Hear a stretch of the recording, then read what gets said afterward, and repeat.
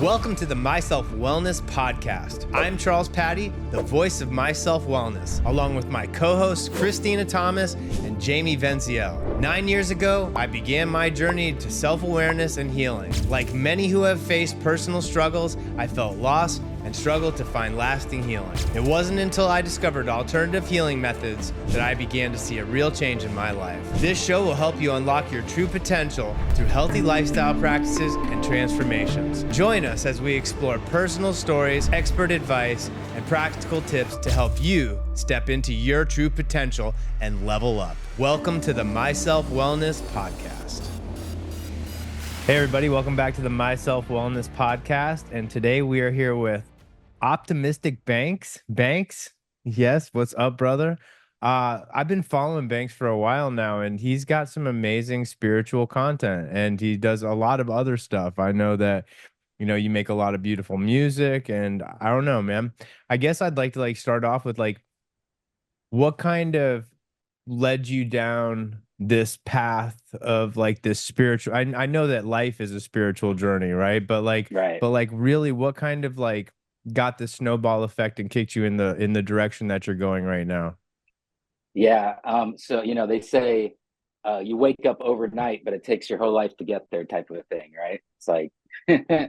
So for me, it was COVID that kind of was like the push of my downfall, if you will.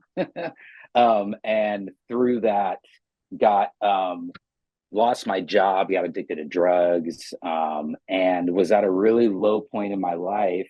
And I had a friend that I really trusted who was like, I feel like you need a reset. And I was like, okay. And he basically did a ceremonial DMT experience with me on DMT 5-MeO, the toad venom. And I had what I perceived as a near-death experience on that. And since then, it cracked me open in a lot of ways, just made me ask deeper questions. It was almost like that experience gave me answers to things that I didn't even know what the questions were yet. So now from that kind of linchpin there, I was able to, over the next few years, really dive into what are the questions that I'm asking that I have these strange answers to. And that kind of is what sent me down the road. The DMT toad experience, that's insanity. Was that your first introduction to psychedelic medicine? Yes, it was. Other than Holy just cow.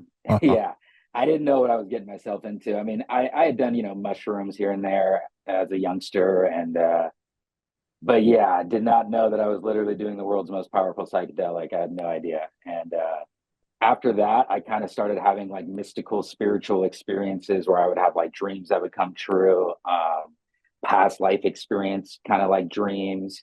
And then from there, it was synchronicities were just insane, and I couldn't keep up with everything. I was basically manic. And then I took up the practice of meditation, and from there was able to really hone in my energy a lot better and express myself in ways that I was holding back for a long time. See, this is what you just said, mirrors my journey so much when it comes to my first really profound breakthrough psychedelic experience. Was I did not know, I had dabbled in other, I took psychedelics for years, but the night that I had my first breakthrough, I did not know what I was getting myself into, had no idea that was going to happen. And it's funny because there's a lot of people out there, and listen, man, setting intentions is very important, but my intention that night, when I had mine, was I'm partying tonight. I was with some other people in my living room at my house, and then all of a sudden, I'm out of body out in the middle of the universe. But when you talk about the synchronicities and the dreams coming true, and me being manic for a while after I had this awakening experience, because it's hard to ground yourself in the process of all of that. I think it's funny because people always say the intention is everything when you're doing these, but I didn't have that intention that night. And all of a sudden I had this awakening experience. What's your take on that? Yeah, so I mean, it's interesting that you said that because in on my experience with the DMT, I went into a place that people describe as the void, Yeah. which is like just complete vast emptiness. And there, in my experience, there was also kind of like a little orb or a big orb, actually. It was like an empty orb. But I think that like I went there because I didn't really know what to expect. I wasn't thinking about like I'm going to go to heaven or I'm going to have a crazy experience or I'm going to I just wasn't thinking anything. I was just, at a low point in my life. So I think it kind of shot me into a place that was like a waiting room, if you will. That's kind of like, whoa, like you went a little too far beyond. So chill here for a little bit. But yeah, I think when you really try to do stuff and on any level, like it's the letting go of like, I don't really care what happens that gives you the breakthroughs, right? So Yeah. I think it's probably the same thing with psychedelics and these type of experiences that like if you go into it with too hardcore of an intention, um, you might not have like these mind-blowing awakenings and epiphanies. But now I'm at the point where when I meditate and I can astral travel like on command. And now I'm at the point where setting intention when I do that is very important. Otherwise, I'll just go into like random dimensions and just not really know what I'm doing. And I like to set an intention when I do that. So it's like almost like the most important intention when you're doing psychedelics is just the intention to surrender to the experience. I agree with that, man. I feel that. I Listen, think it's that's a funny. reflection of how we should be in life too. 100%. Well, this is when we actually figure out that life's a meditation, right? Yes, yes, So like when you're talking about the void, years ago, I was sitting in my living room and I smoked DMT. Okay. And like all of the sudden, all of the furniture started flying out of the room, right? It's like everything was flying outside. It was like a scene out of the Matrix. And then the entire universe started folding itself over on top of itself yeah, until I was in the abyss of nothingness, man. Like in the void. It was just yeah. me. I was one. I was everything. The universe, God, as above, so below, all of it. I was it. And then I'm sitting there and I'm like, man, I'm like, this is pretty scary. Yeah. And then I was like, oh man, and like this is like super boring and lonely, and there's nobody to talk to. And I'm like, I don't really like this very much. And then I was like, boom, and I got it. And it's like this massive download came into my brain. And then whoa, whoa, whoa, whoa, whoa, whoa, whoa, whoa, everything unfolded. The furniture came flying back into the room, and I was sitting on the couch and I was like, we break ourselves down into the droplets of water in the ocean of consciousness and put ourselves to sleep to forget who we truly are so we can experience the experience of life. So it's like, I am the I am, and so are you, and we're all it. And it's like, so I guess after you have that kind of experience, it's all about, so what are you going to do with it? You So know? what are you gonna do with it? That's what I tell people all the time. It's like, so like now that you know, now that you can't unknow what you know now. So now what are you gonna do with it? Yeah, and the first thing I said when I came out of the DMT experience, my friend right away was like, "What are you thinking?" First thing, and I was like, "Everything matters, nothing matters," and that's kind of like I've realized that, yeah, that's how it is. Like nothing has built-in meaning. That like we are, it's up to you to put the meaning into it, and that like it everything matters, nothing matters. But there's other kind of metaphorical understandings of that as well. That like literally like there is no such thing as nothing and things like that and how you treat that. So everything matters, nothing matters. Kind of like there's interesting ways to look at that. But yeah, I think what's interesting too is what you just said about your experience is that understanding of like I'm alone and like this kind of boring and it's kind of scary. That I went through that same process too. And then I thought of myself as source, if you will. And I was like, yeah, so if I was source, non-dualistic singularity, it would get boring after a while. I would be lonely, which is why duality, poof, I source God, everything created everything else. So that we wouldn't be lonely. Spinning off of that statement, what do you think is going on? Do you think that this is like God's learning itself or source learning itself, and that in that answer are we leading to a transformation from duality to non-duality? And then as a manifestation of the collective mind of the all, are we going to manifest, or is the one going to manifest more of like a heaven on earth scenario eventually? Is that what we're leading up to, you think? So I think yes to all of that and no to all of that, depending on the timeline that you choose to be upon, basically. But I also think that, like, what is the purpose of, like, this, what seems like a simulation or whatever, this universe, this experience? Like, yeah, it is. It's God experiencing itself. It's the one it's experiencing itself in infinite ways. Essentially, I believe for entertainment, and that the yin and yang of duality, as it projects outward, the dark side of the yin and the yang, which is love, it's the divine feminine, but it's also the unknown and all these things that can, as it gets away from source, can manifest as some really scary things.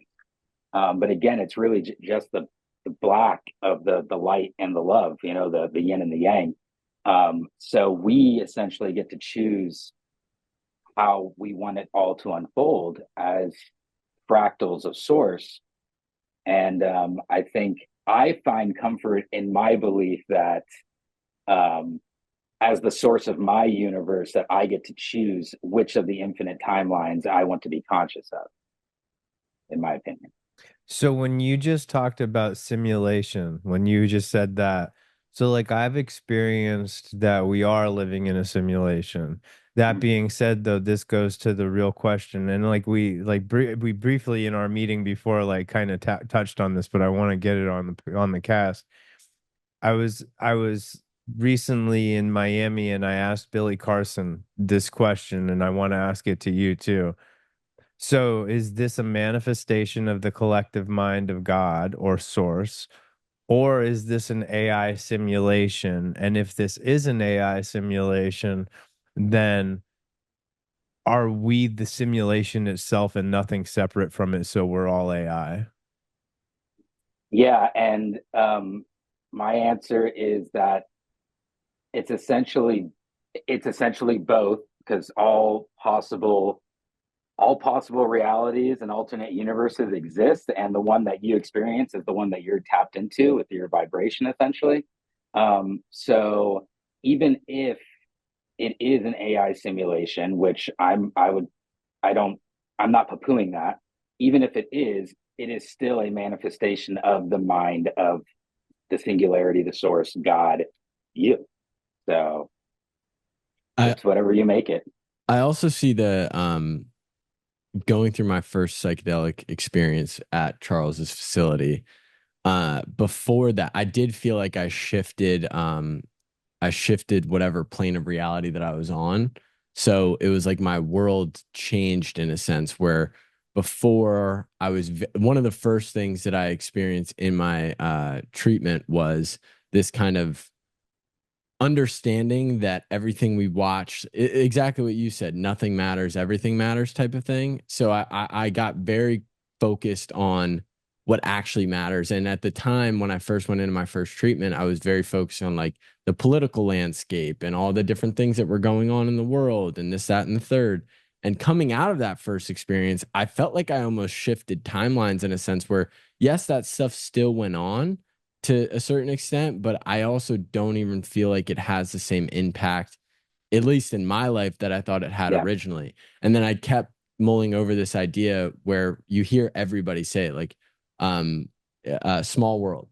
Everybody says small world. And there's this idea that we all have our individual realities. Like we all live in our own individual realities. So I started to really think like, if I don't put energy into something, technically that thing doesn't exist, at least in my world. At least that's how I started thinking about things. And it's interesting when you look at the way that the world is set up now, where we wake up and the first thing that we're kind of inundated with is what's happening in the world that we have no control over. So it sets our reality, whether we're anxious, whether we're sad, whether we're happy, all based on a matrix in and of itself, social media telling us how we're supposed to feel in that moment.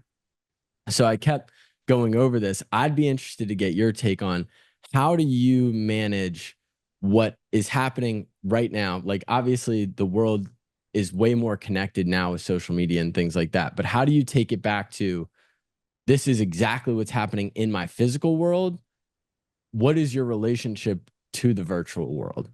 Are we okay? So you're talking like specifically like social media, or also just like news and the programming All that of I it. allow into my mind and all that? Exactly. Yeah, Okay. exactly. Yeah, so I am very careful about the programming that I allow into my mind, which comes in through our eyes, our ears, our skin. There's all of our sensory perceptions, but basically like what I watch and what I listen to. And I'm very, very selective about what I watch and what I listen to. I do, I like to stay informed, but essentially, a lot of the content that I do is about kind of if you want to change the world, you have to change yourself type of thing. Yeah. And I often do get comments that people are like, well, what would you say to somebody who is like in genocide? You know, and that's a difficult, deep thing to answer. And I won't go too deep into the philosophy of that, but basically, like all I can really do is be a beacon, um, and express myself and hope that people take what resonates and leave the rest. And I try to do that as well with what I intake. I don't try to be like, oh, I like them best when they're like this, or I don't like them when they're like that. I just try to take what resonates and leave the rest for somebody else. So this, with what you just said, it really goes back to like Ram Dass's quote where it's like all I can do is work on me and all you can do is work on you, and then like we're Yeah. all here to just walk each other home. So back to like a timeline question. Do you believe that like the way that we jump timelines is our vibration? Yeah. I think that's where I'm at with it too, because with what Jamie was talking about, it's like I have people like I had the experience where I did one of the treatments and like all of a sudden I came out of it. I'm like, I know I jumped timelines, Yeah. like I can feel it. And it was this shift. And so like that leading into the what do you do to keep your vibration high, man? Because like if that's the way that we're gonna get to the most ideal timeline is by raising our vibration, and like that's what my entire life is about now. I look at life like this video game, and what's the object of the video game? Well, it's to level up, and how do we level up? By raising our vibration. What do you do in your daily practice to keep your vibration high, man? I definitely meditate daily. That's big for me. And I am constantly trying to balance mind, body, and soul. And I try not to take life too seriously. I have a very secure knowing from my own personal experiences that like I know exactly where I'm going. So now I recognize that I have to start acting like the person that I know I'm becoming. So, if I want to be a mystic rapper, do rappers make songs every single day? No, but they're making a song, at least once a month, maybe, during a certain time of year, they're devoting more time to doing that. They're doing podcasts. They're, just the little things. And then if you can find what actually like really sets you on fire, that's when I discovered his music and podcasting and being creative, and just a little bit every day with not being too hard on yourself. That's the way to do it, man. Yeah, I think one of the biggest takeaways that I got was this idea people believe that people put one another on a pedestal. So we see somebody that is ultra successful, ultra wealthy, a celebrity, and we go, they, like Charles is talking about, which is like, what plane of reality are you on? They basically create a story in their head to say, we are not the same. I could never be them. They could never be me. And this is why. And they create that reality. One of the biggest takeaways that I got from my treatments was it all comes down to your daily deposits, your habits, your execution. that sounds super cliche, but when you think about every single successful person, if you have the conversation with them, usually they all have a similar story, which is I tried, I failed, I tried, I failed, I tried until I literally couldn't anymore, and then I won. And now it's the entire, like that's the simple story for everybody. It's just a matter of what story you're telling yourself in the in between of trying and failing that allows it to manifest in a way that either sets you up for success or sets you up to be in the same position that you were in previously.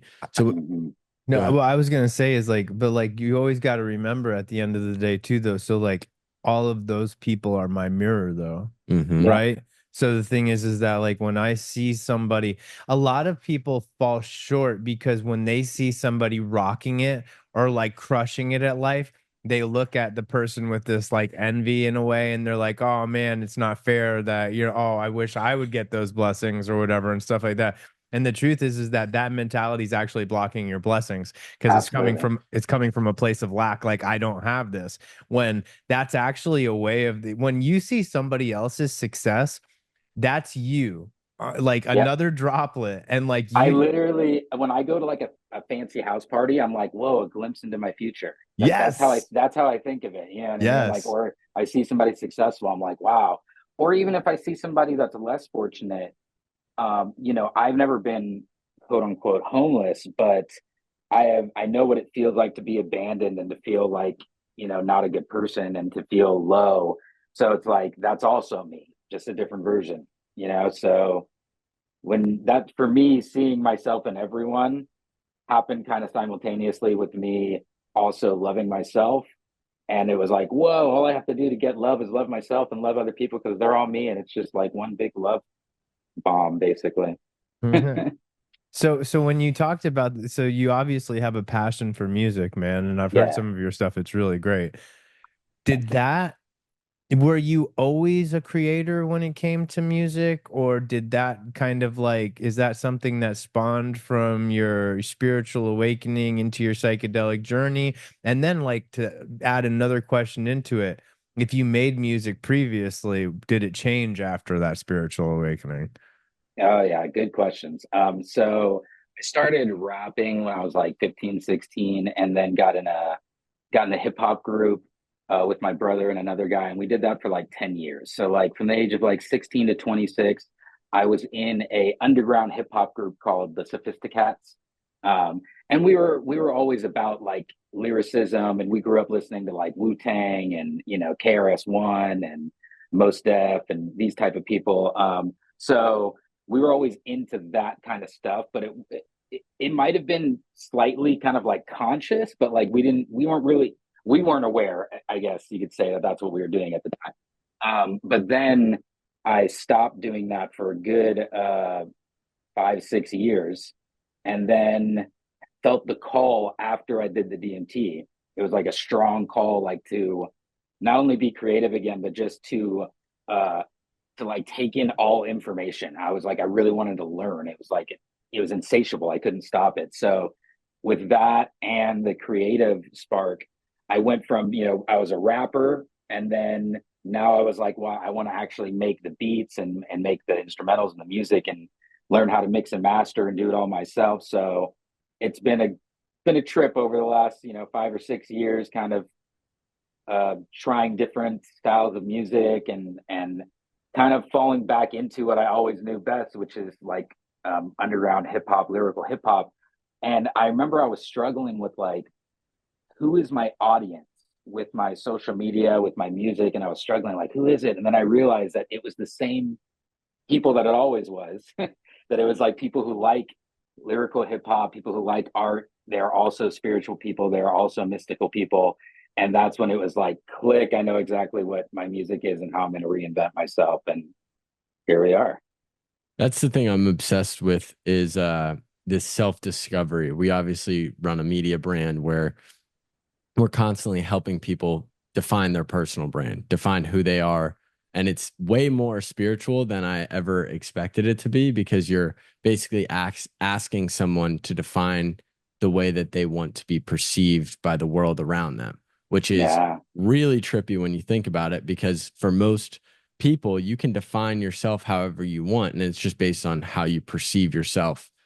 It's not even how others perceive you, it's literally how you perceive yourself. Of So course. did you feel like psychedelics helped you get clear on your audience? Did it help you get clear on who you were? Psychedelics opened my mind up basically and helped me discover that there are things beyond this physical 3D world. And then I I dive deep. When I get into something, I go deep. So, I mean, yeah, it's and even now from time to time, I will microdose plant-based DMT just for like ceremonial purposes or to help other people if they just want a little opening. It's very mild, and what I like about when I get a little too caught up in the 3D and like the everyday kind of stuff, and I feel myself just like, it's all kind of like getting a little too real right now.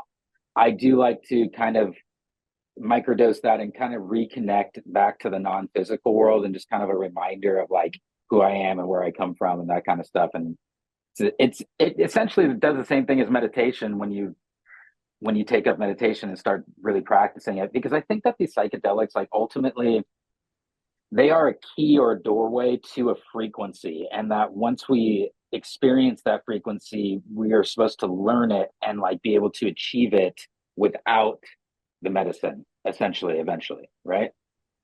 Yeah. It's crazy because like I think that that vibration and frequency stays with us even though we don't know it's there. It's funny because like there's this mystery compound that I'll talk about later and I'll share it with you offline. I can't divulge it right now for some reasons that I'll get into another time, but it's like this ghost molecule. Okay. And one of the reasons I'm not talking about it is because I'm gonna recreate it with some guys. But the thing is that I almost have never met anybody in my entire life. I talked about this thing for a decade and nobody knew what I was talking about, right? And then all of a sudden, the way that the universe constructed things is I'm on a Zoom call like a couple months ago, and everybody on the Zoom call had done it. And like there we all were. And like one of the guys been researching the molecule for like the last 10 years. And the thing disappeared like a decade ago. Wow. And nobody can find it because it's like non-existent anymore. And then all of a sudden I'm like with all of these people that like are like, that was the most amazing molecule I've ever done. It changed my life forever. And so now we're gonna bring it back. But That's it's like, amazing. but I was telling everybody on the call, I'm like, I think that once we took on the vibration of the medicine, the universe started like, this was all being cooked up at that time, man. And it's like, and now Absolutely. that vibration of that molecule has brought us all back together. I think that's very similar to me in DMT. I had never heard of DMT, had no idea it existed. And then after I did it, then all of a sudden it like I like manifested this whole history all of a sudden of DMT that like didn't exist in my reality before. And then I go on the internet and go down wormholes, and yeah, there it's been around for a long time and lots of people have near death experiences on it. And yeah, it's funny how, and a lot of people will say that's what the mind does. It attracts or it tries to find whatever you're thinking about, type of a thing. But as you know, there's certain personal experiences that are beyond beyond synchronicity that you cannot deny. And everybody, once you have those personal experiences, you know exactly what I'm talking about. Well, I think there's also the world of one thing Jeannie said to me. It's like whatever you believe, you'll create. So if you're believing in a world full of chaos, a world full of lack of love, a world full of evil, that's what you'll end up manifesting, and that's what you'll end up seeing behind every door. Yep. Is that Yep. just that constant flow of energy? On the flip side, if you're looking for the magic, if you're looking for the synchronicity, like that's why I love anytime I'm with Charles, he's pointing out 333 or Yeah. number Yeah. sequences. And like at first I was like, my God, like I didn't even know how to have a trained eye for that. But then Hmm. once you kind of go through these experiences and you start to open your mind up to the fact that that is a possibility, most people are going to even get to this point in the podcast and be like, what the hell are they talking about? It's just because they don't experience that reality. Like they Sure. have no idea that this is all magic. And to us, it's very much reality. How do you talk to the non-believer in a sense? I try to just kind of bring it back to the basics of reality. Essentially, like, one of my gifts is that, like, I can see the metaphors and everything. So, like, it doesn't have to be crazy, super mystical, spiritual, magical. It can be very simple for people. A lot of people are kind of just looking for like the ways to make their life peaceful and better. Not everybody's into mysticism, so that's why a lot of my content is kind of just how to deal with disrespect and things like that. But if you go deep in my content, I talk about some pretty out there mystical stuff too. So I'd like to have a little bit for everybody. And so after my DMT experience, like 6 months later, I was really starting to really lose my mind. And my brother was the one who told me you should take up meditation. And long story short, he and I meditated, and it was the first time I ever meditated. And we were in the same room, and we had a linked meditative experience where we saw the same thing. And it was like a 20-minute long thing where, like, we went through wormholes, we saw my third eye, we saw spirits. Like, it was a whole like initiation, basically. I don't that's the only way I can describe it. And so from that, and we were totally sober. So from that, I was like, okay, consciousness does not reside just in my mind and just in my brother's mind. There's something that we can obviously, it's connected. So for someone who doesn't believe in the magical stuff, I'm like, okay, so let's just start with that. Everything, somehow our consciousness can all connect. So I've had shared psychedelic experiences before, where like I met up in an astral realm with another person that was on yeah, the medicine in the same room. But like with what you're talking about, so like I had a guy he was military and he was doing his treatments not long ago. And during one of his treatments, after his treatment was over, he was like, "Yeah, man, like I just saw a bunch of the guys that died that I was with during my treatment."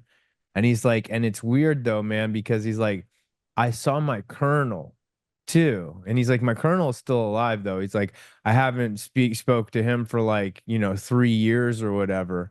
And all of a sudden he goes to the integration room and stuff and he's like chilling in there and I'm in my office at my desk and all of a sudden he like runs back to my office and he's like, so I'm freaking out right now, bro. And I'm like, what's going on? He's like, am I still in my treatment, man? And I'm like, no. I'm like, you're here, you're in base reality. Why, what's up? And he's like, my colonel just texted me. He's like, my yeah, colonel just texted me and said, hey man, you just came through my thoughts and I wanted to shoot you a text and make sure that you were okay.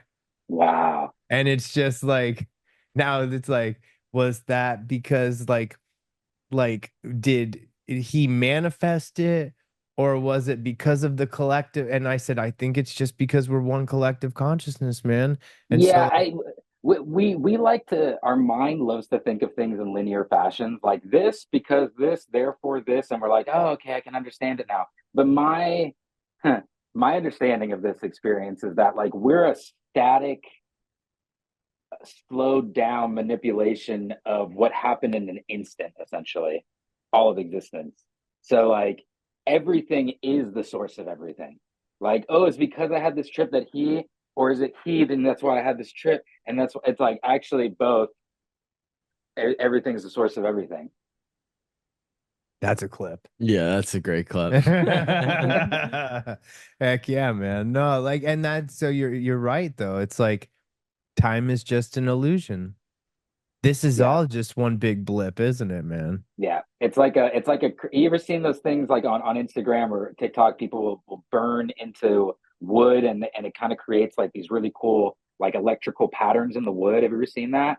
Yeah. Um, that like crack of electricity essentially is kind of how I see like all of existence was like crack, and then we are essentially source all of that going like, whoa, what was that? Like, how do I get fully immersed in that and like slow that down and try to understand. I already know the answers. I'm trying to understand like why I made those decisions type of a thing, like, and where that. Do you think that we're in control, man? Yeah, absolutely. 100%. Do you If you really? believe that you are, if you believe that you are, you are. If you believe that you aren't, then you aren't. So that's how in control I you are. think there's two phases. I think there's the creators and then I think there's the consumers. And I'm almost very convinced of this now because there's this dynamic, especially I look at because we work in social media, I look at social media as a matrix in and of itself. And so Mhm. you have creators of the matrix, Zuck, who built Instagram, who or built Facebook, who built these big social platforms. That is a creator of the matrix. And it's not like he is the sole creator, but there's also, in order for that matrix to be built, you have to have all the other content creators on the platform to Mhm. then create the reality, which is the feed that we see every single day. Knowing Mhm. that to be true, if we are currently living in some sort of simulation matrix, why wouldn't that be the same way? There is a kind of a mastermind behind it all, which I think we all believe to be source, but then we're all semi connected to source. And you can either be the consumer of the reality, where you just are kind of living. As a manifester of the reality, or but we're all manifesting at all times, though, right? Well, so That's an interesting I dynamic. think that like okay, kind of going into like the NPC kind of a theory that like Yes. so that like everyone okay, so I am Neo in my universe. Um, everyone else like has the potential to be the Neo. There's that the potential to be Neo, and then even above that to be the creator and above and above and above. And so it's like everyone has this potential, but until something happens to kind of wake them up, or until they meet a Morpheus or a Trinity or something, right? Um, they're kind of just they're manifesting the reality and not feeling very powerful and feeling like everything's kind of happening to them and very much like Hmm. that type of mentality. And then and then so becoming Neo and coming into the real world is like everybody, even the Mark Zuckerbergs and like the very powerful people in the world, and like even like with the billions and billions of people and the oversaturation, over everything's oversaturated, and like there's so many musicians and so many people, and how can I ever stand out? It's like I look at it like all of that is there for me. It's all infinite, and I can choose anything that I want to do. And like, thank God for all of these people and all these variations, because it's like I can choose any crack that I want to go in, and it's infinite. Especially in the content creation world, like everybody's like it's oversaturated. Like I think the people that believe it's oversaturated don't have a true connection to the value that they bring to the world. Absolutely. And then once you align with what your value that you bring to the world, you just so happen to find out that that's a complete white space. And you're like, oh, Exactly. And I you're never like, thought about that. Yeah, oh my God, if exactly. it's oversaturated, that just means I have more potential fans, Yep. more potential followers. Every musician that is trying to become a famous rapper or famous whatever that is on that journey is a potential fan of mine, and I'm a potential fan of theirs, and we're all in this together. And it's like, Hmm. so bring it on. Yeah. Obviously a lot of this conversation is based around creating our own reality. Like, how do you in 3D world create goals, set measurable targets for yourself to manifest your own reality in a sense? Good question. Well, I kind of I do kind of the basic stuff. I mean, for instance, like well, I guess it's not basic because I'm very mystical. So I often will do things calendar wise, kind of based on the stars and the moon cycles and that kind of stuff. But for instance, like I'm coming out with a new album I'm dropping October 31st, Halloween Day. So like I'll give myself fun little like okay, I can make that happen. I can finish by this time, make it fun for me. And same thing with my podcast. Like I don't try to be super hard on myself with like every other week we have to film or every week we have to film. I'm kind of just like, as long as it makes sense and we're all happy and we're all making it work, like, and let's keep going. We can make it happen. I don't try to put too much pressure on myself. The goal is kind of like there's really no goals in life. Like life is the goal. So everything else is just fun. So just Hmm. go have fun. If you ain't So, having fun, I don't know what you are doing with your life. hmm. So you believe that people should optimize, like that's the thing I see a lot is goals create kind of a box for you to live in a sense. And in a lot of ways, I don't think that that's how life was designed to be lived, but how do you intertwine productivity, Like there's a lot of 3D things that we prioritize in this, like in the day to day, that I guess in some ways isn't necessarily as connected to what we're talking about. No, but it is, because you gotta, okay, so, and meditate before medicate. You know what I'm saying? So like if things feel a little Yeah. crazy for you, meditate on that. If you feel like you don't have time to meditate, you should definitely be meditating for longer then, right? It's like all these, like, so like I'm constantly, also, like, I'm the doer of my reality. Like, I enjoy creating. So that's what I'm going to be doing when I'm not doing something else, essentially, right? So I'm a big believer, which is why they call me optimistic Banks, that it's like you have the choice to be pessimistic or optimistic about anything. And whatever you want to do, you actually truly can do, like literally anything, but it has to start from within, and you have to do it every single day. And for me, the way I do it is by doing what I feel is fun, and just acting on your highest passion, your highest excitement first. Do that. If it's fun, do it. Keep on doing it and keep on doing it. And eventually your mind will figure out a way to make that make you money. Is that what you think that we're here to do? That this Some of is us, to just experience the, not like NPC or anything like that, but like, yeah. the conscious minded droplet of Yeah. water in this ocean. Like, are we here to just experience the experience of life? Or like with what our doing is that somehow having an effect on the transformation of the all? Yes, yes and no. Again, I really believe that everybody's manifesting their own universe, and I think that like everybody has like a soul purpose and a soul drive. And for me and my universe, what I imagine, the new Earth, the heaven on Earth, and the people that want that, like we're obviously going to be going to that future together, aren't we? If we're all thinking that way, right? So I think Ascension. that, yeah, I mean, and you asked something earlier about like the trip back to source kind of a thing, and like ascension, like you were kind of asking, um, is that ultimately like where we're headed? And yes, but also we've already done that. So it's kind of like we came from and we go back. It's kind of like that figure eight thing. So we get to decide, right? There's no, I mean, what side on the evolution of the round trip from source and back are we at? I don't know. But ultimately, yeah, I think we're trying to, ascend back to source, whatever that may be, which I believe is different for every particle in existence. Like when you talk about it, it's like that whole the figure eight thing. It's kind of like infinite. It's like we do this infinity, man. And then I think from what I've experienced is like when we're also like okay, we're ascending and that we're going back to source consciousness, and that like we need to become one with the source of all creation, and like that's the goal or whatever. It's like then we do it and we're like, okay, Exactly, which is why we let's go came do it back, which is again.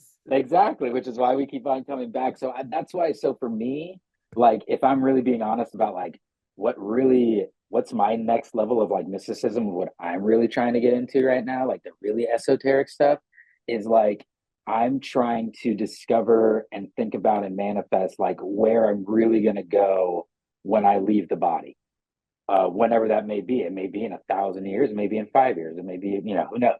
But like whenever that happens, I don't want to get stuck in this loop of like just the earthly plane over and over again. I'm trying to figure out how to spin myself out into another higher dimension, if you will. Do you think like when people talk about like 3D, 4D, and 5D consciousness, that like 5D is supposed to be this manifestation of like a heaven on earth scenario where everything is love and light, basically? Do you think that like if that is true, that that would be in a physical form? Do you think, or Yeah, I think that people talk about 5D, and there's five density and five fifth dimension. So there's like some different things going on there, but like ultimately I think 5D consciousness is really just a heightened awareness.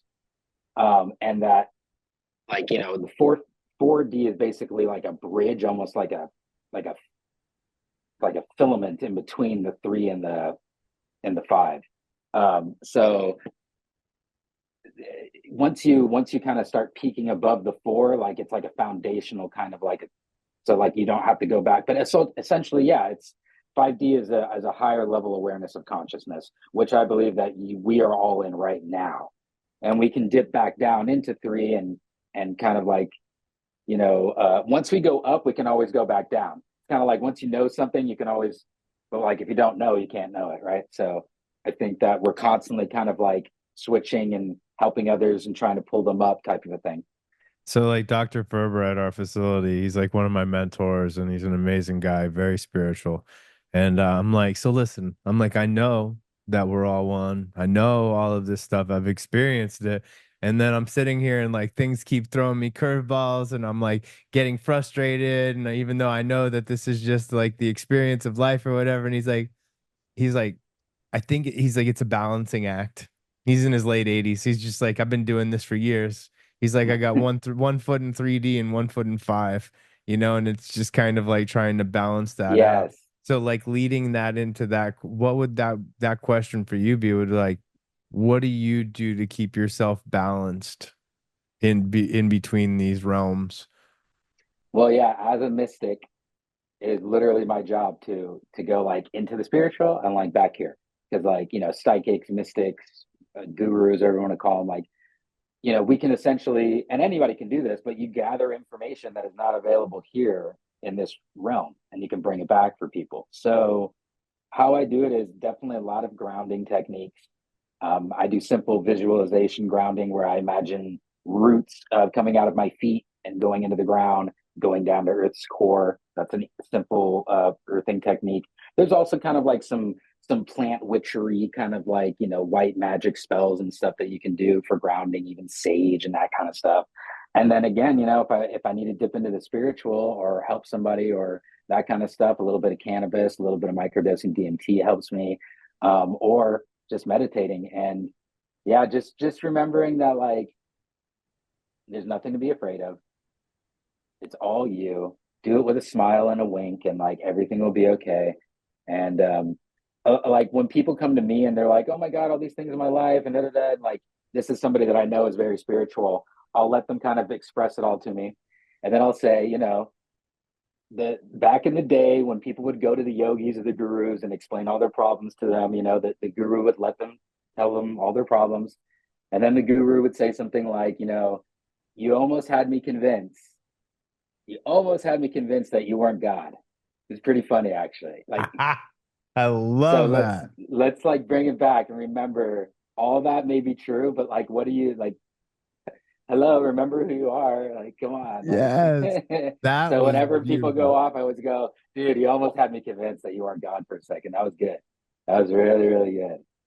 It's that victim mentality that is so ingrained in people's mindset. Yeah. It's everybody but You me. can get addicted to it too. Oh, you can, because Oh, there's always a reason to feel like it's a beautiful story to tell yourself that there's forces bigger than yourself working against your plan, and it's an Yeah. easy scapegoat when you're not where you want to be, and there's reasons in your mind you believe you aren't, and so Yeah. it's something I've definitely experienced a lot of. And I think that that's why those people exist, is to provide perspective in a sense. I don't think everybody's, um, I don't think my opinion is, I don't know that we can save everybody. And I think a lot of people are No. set out there to be examples of what, Yes. like, polarities. Some people are there literally to show us what happens when we don't evolve Yep. and things like this, right? Like this is what happens when you don't, there's a lot of that out there. A lot of that out there. And again, love them the same, just like Ram Dass says, like eventually you get to a point where like everyone is your lover and you're like, oh my God, I love you, I love you, I love you. And like, and it's like, look at that, like a beautiful, downright scoundrel. So perfect. Just like a perfect, unique expression of source, and so it's let funny. it be. It's like Dr. Ferber always says it, and I've taken it into my practice where it's like observe without judgment and remember that the answer is always love, right? But like it's so funny because sometimes the universe will put someone in my path that I will see doing something that I used to do, and for a blip in time, I'll be like almost judgmental, right? And then I'm like, that's you, man. Just Like, oh, judging that's yourself. you. That's the glorious way of the universe to show you how far you've come, and like just Yeah. love that person for where they're at because you were there too, and just be grateful that you've moved on from that cycle, you Yeah. know? And like I just try to, it's kind of like Ho'opono Ono. Like I try to imagine people in their best version. And like sometimes I definitely catch myself doubting people when people tell me certain things. I'm like, because of my own experience, right? I'm like, oh well, like when I did that, that didn't work. So like I kind of almost doubt them. And I'm basically kind of working against their manifestation by doing that. And then I catch myself and I'm like, oh no, I shouldn't. But what if? Let's take best case scenario. Let me think of that for them. And then it's amazing how it manifests, you know. So when you they came to a certain point when I realized like, holy moly, like I'm God. Whoa.